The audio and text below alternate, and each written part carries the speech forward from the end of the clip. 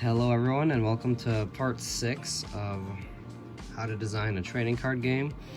For this episode I decided I would go through my steps of how I make these physical decks for testing.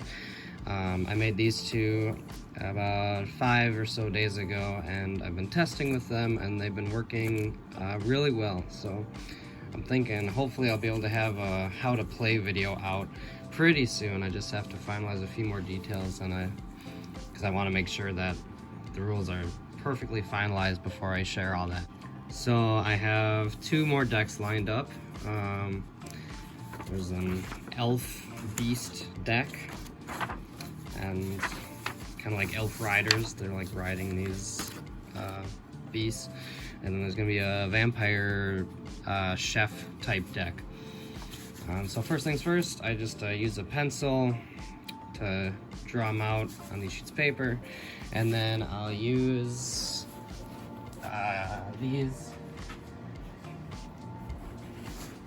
just any type of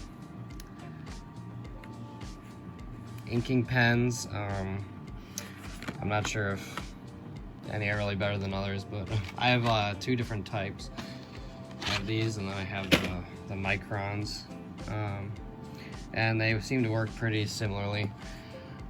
So you just use that to get them inked up, and then I am gonna color them as well. I'm not sure if I'm gonna do it physically or digitally. I still have to decide.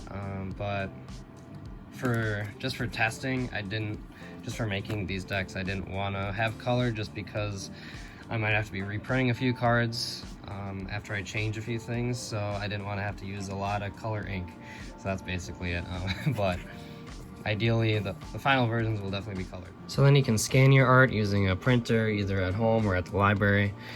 You want to save it as a JPEG, not as a Word document.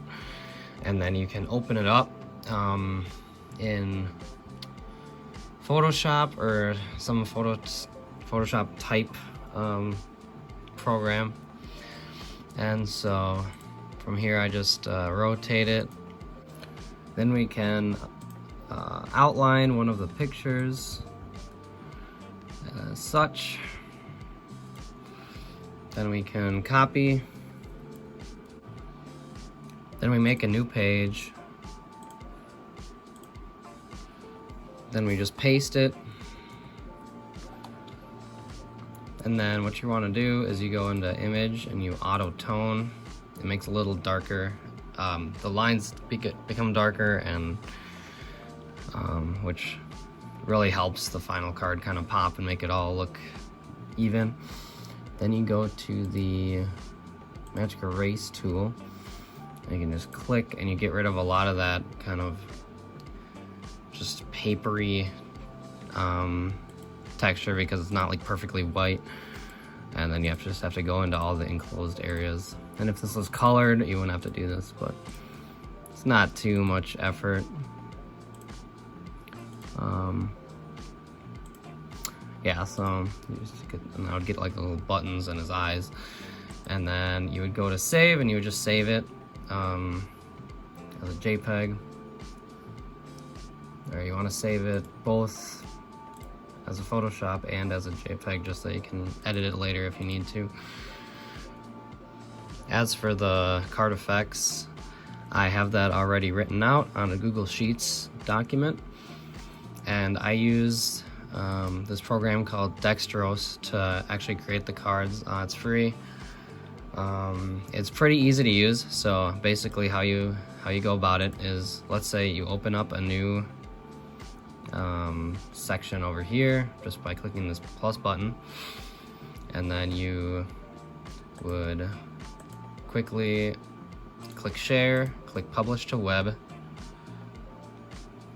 and then you would select which Google Sheets tab you want, and then you would, oops, didn't mean to click that. And then you click comma separated values, and that will give you a URL which you copy, and then you go back to Dextros, you click link this component to a CSV, and then you just paste it right here, and then it will generate. I should have said before that you need to create a card template before that. So basically it's really straightforward to use. You just kind of can make shapes and text boxes, and you can either have the outline solid or not. I have them all as solid, but it's up to you. And then you can even make these little symbols, like I have a shield symbol here and a sword symbol for power and health. So it didn't take me long to do this at all. And then once you're in there, you can just, there's a bunch, like this is my image border, and you can put images in here by just opening up folders.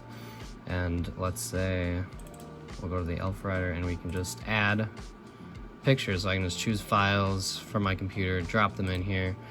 Then I can resize them, but with zoom, vertical and horizontal.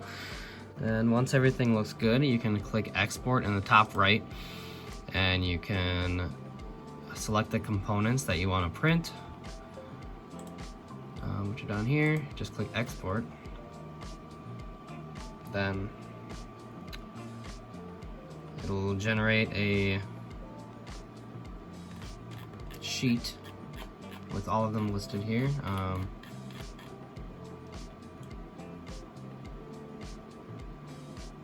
Say my vampire pictures aren't up yet, I guess, but these ones are. So then you just go to page setup. You want to make sure the margins are 0. Portrait, US letter, that works for me. No bleed. Then you can export. You can create a PDF of it and then just print it from there. So from there you can just print, cut them out into card-shaped pieces, and then you can just throw them in front of your extras of another card game. I just have a buddy fight card here, and then throw them in a sleeve. So yeah, this would be mainly like for proxies, or if you're just playing with you and some friends. If you actually want to make cards that you would be giving out to people, you probably wouldn't want to have, you know, another card game in there. So, you know, I've made a few cards of way back in the day. Like, this is like a Dragon Ball card game before that was actually came out, where I just had 2 pieces of cardstock, and I glued them together. I didn't make a back, but you could. And then you just cut it out really perfectly, and then I just wrote this with pencil. I didn't ink it or anything, and then I just sleeved it up. I would recommend inking if you want to do something like this, and I would also recommend maybe just doing the art and the text on the computer. But I did this when I was like a kid, so yeah, I didn't really have that expertise yet. But you could also definitely create a card back with dextrose, and then you could glue them together with like a glue stick or something, and you could do that, or you could use an online service where they would print them and mail them to you. There's a few out there that look pretty cheap and reasonable, so I would definitely look into those as well. That might be what I use for my game eventually, just because it seems like it's a pretty fast and efficient way to produce cards, and it looks pretty professional as well. So yeah, those are all your options. Good luck with your games out there, and I will update you soon with a rules video for my game.